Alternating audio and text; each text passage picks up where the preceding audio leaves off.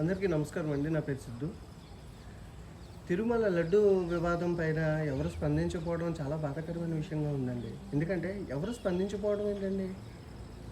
ప్రభుత్వాలు స్పందించట్లేదు. తప్పు చేసిన వాళ్ళని అప్పటికప్పుడు అరెస్ట్ చేయడం మానేసి సిబిఐ ఎంక్వైరీలు వేయాలి, లేకపోతే ఇన్వెస్టిగేషన్ ప్రాపర్గా చేయాలి.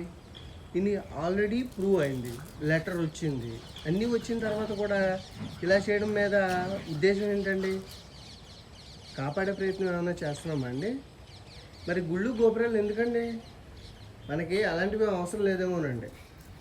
టైం తినేసి పడుకోవడం ఇలాంటి అలవాటు పడిపోయినట్టున్నాము. ఎందుకంటే మనం ఇంట్లో విషయాలే కాదండి, బయట విషయాలు కూడా కొద్దిగా పట్టించుకుంటూ ఉండాలండి. లేదంటే మనం రోడ్డు మీద నడవడానికి కూడా అవకాశం లేని పరిస్థితులు వచ్చేస్తాయండి.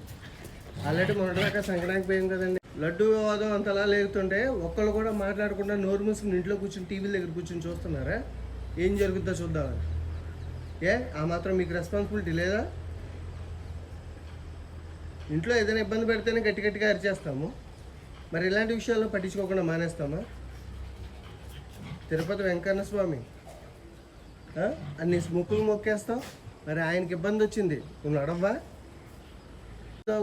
ఫోటో దగ్గరికి వెళ్ళి అగ్రతలు వెలిగిచ్చేసి కష్టం అంతా చెప్పేసుకుంటావు కదా. మరి ఈరోజు ఆయనకి ఇబ్బంది వచ్చింది, చేయవా? మాట్లాడవా? ఆయన వచ్చి మాట్లాడుకోవాలా? లేకపోతే ఆయనే చేసుకుంటాడులే, ఇవన్నీ ఆయన చూసుకుంటాడులే అనుకుంటావా ఏంటి? మనం ఆయన్ని నమ్మాం, ఆయన ధర్మాన్ని మనం కాపాడాలా. నీకు అర్థం కాకపోతే ఈ వీడియో చూసిన తర్వాతనే రిలీజ్ అవ్వు. చిన్న చిన్న టెంపుల్లోనే మామూలుగా క్వాలిటీ కంట్రోల్ చేస్తారు, అంటే ప్రసాదాలు కానీ ఏదైనా కానీ చెక్ చేయడం అవి జరుగుతుందండి కదండి. మామూలుగా అంత పెద్ద వెంకటేశ్వర స్వామి ఆలయంలో క్వాలిటీ కంట్రోల్కి సంబంధించి క్వాలిటీ టెస్ట్ చేయకుండా ఆర్డర్లు ఎలా ఇచ్చేస్తారండి? ఆ నెయ్యి విషయంలో ఆ మాత్రం కామన్ సెన్స్ లేకుండా 10th క్లాస్ కూడా పాస్ అయిన వాళ్ళందరినీ ట్రస్టీలను చేస్తే ఇలాగ ఉంటుందండి. మినిమం నాలెడ్జ్ ఉన్నవాడిని పెట్టండి, ఏం నష్టం లేదు. కానీ ఇలాంటి దౌర్భాగ్య కొడుకులను పెట్టి మన హిందూయిజాన్ని నష్ట పెట్టించకండి, నాశనం చేయకండి.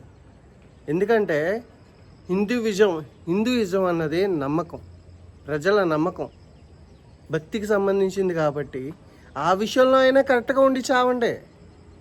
మిగతా విషయాల్లో ఎలాగా మనం కరెక్ట్గా ఉన్నాం కదా, ఈ విషయంలో అయినా కరెక్ట్గా ఉండండి.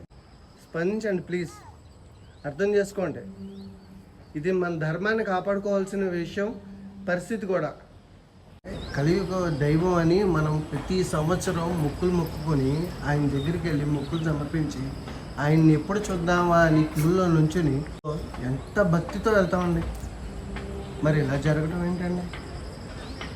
దీని మీద అసలు విషయం ఏంటంటే ఎవరు స్పందించకపోవడం బాధాకరమైన విషయం అండి. అంటే మనకి భక్తి వచ్చినప్పుడు మాత్రమే ఆయన దగ్గరికి వెళ్తామండి, కష్టం వచ్చినప్పుడు మాత్రమే ఆయన ఫోటో దగ్గరికి వెళ్ళి అగరత్తులు వెలిగించేస్తాం. మామూలు విషయాల్లో మనకి ఆయన అవసరం లేదు. లాస్ట్కి ఆయన్ను కూడా బదనాం చేసేసాం. CBI enquiry అంటారేంటండి? సిబిఐ ఎంక్వైరీలో ఒక్క విషయంలో అయినా క్లారిటీ వచ్చిందండి ఇప్పటిదాకా మనం పెట్టిన సిబిఐకి అప్పచెప్పినవి? ప్రభుత్వం మీ చేతుల్లో ఉండి సిబిఐ ఎంక్వైరీలు వేసుకున్న తర్వాత వాళ్ళేం న్యాయం చేస్తారండి? చెప్పడం వల్ల ఉపయోగం ఏముందో ఒక మాట చెప్పండి. కళ్ళ ముందు జనాలు ఉన్నారు, తప్పు జరిగిందని ప్రూఫ్ ఉంది, తీసుకెళ్ళి లోపల పడేసి కుమ్మడం మానేసి తప్పు చేసిన వాడిని వదిలేసి వాడు పారిపోయేదాకా అవకాశం ఇచ్చి లాస్ట్కి సిబిఐ వాడు పారిపోయాడు, వెళ్ళిపోయాడు. ఇప్పుడు గుడిని సంప్రోక్షణ చేస్తున్నారు, ఓకే, స్వామివారిని సంప్రోక్షణ చేస్తారు, క్లీన్ చేస్తారు, నీళ్ళు వెళ్ళేస్తారు, అంతా చేస్తారు. మరి ప్రసాదం తిన్న భక్తుల విషయం ఏం చెప్తారు? మనోభావాలు దెబ్బతిన్నాయని చెప్పి 2 పేపర్లు చింపేసి చేయడం వల్ల మాకేం ఉపయోగం ఏమి ఉండదు, దానివల్ల మాకేమీ పోయేదేమి ఉండదు. కానీ మాలో 100 మంది కరెక్ట్గా లేకపోవచ్చు, 10 మంది కరెక్ట్గా ఉంటారు. చూసారా? అంటే నిష్ఠాగరిష్ఠులు అంటారండి. మీకు ఆ విషయం తెలియదు అనుకుంటా. నేను నిష్ఠాగరిష్ఠులు అంటే మీకు కొంతమంది తెలియదు కదండి. కొంతమంది బ్రాహ్మణులు కానీ వేరే వాళ్ళు కానీ నిష్ఠాగరిష్ఠులు అంటారు.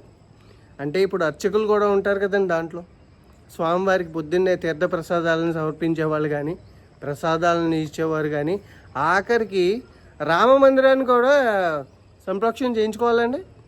ఎందుకంటే 1,00,000 లడ్డూలు అక్కడ పంపించినట్టున్నాం కదండి. మరి అదేం చేస్తారండి? అంటే సంబంధించి ఈ లడ్డు ఎక్కడికి వెళ్ళిందో ఈ 5 ఏళ్లలో అన్ని చోట్ల ఇబ్బంది జరిగినట్టే కదండి. మరి ఏంటండి, ఏం చేద్దాం అనుకుంటున్నారండి? ఇప్పటికైనా భక్తులందరూ ఒక్కసారి వెంకటేశ్వర స్వామి కలియుగ దైవం, ఆయన విషయంలో పొరపాటు జరిగింది, ఒక్కసారి స్పందించండి. ఇది మామూలు విషయం కాదు, చిన్నగా తీసేసే విషయం కాదు. ఆయనతో చాలా జాగ్రత్తగా ఉండాలి. చాలామందికి చాలా రకాలుగా ఎఫెక్ట్లు జరిగాయి, అవి మనం మర్చిపోకూడదు, గుర్తుపెట్టుకోండి. ఆయనతో వేళకోళం ఆడినోడు ఎవడైనా బతికి బట్ట కట్టలేదు. కలియుగ వెంకటేశ్వర స్వామి అని ఊరికనే అనలేదు. ఆయనతో పెట్టుకున్నోడు ఎవడో బతికి బట్ట కట్టలేదు.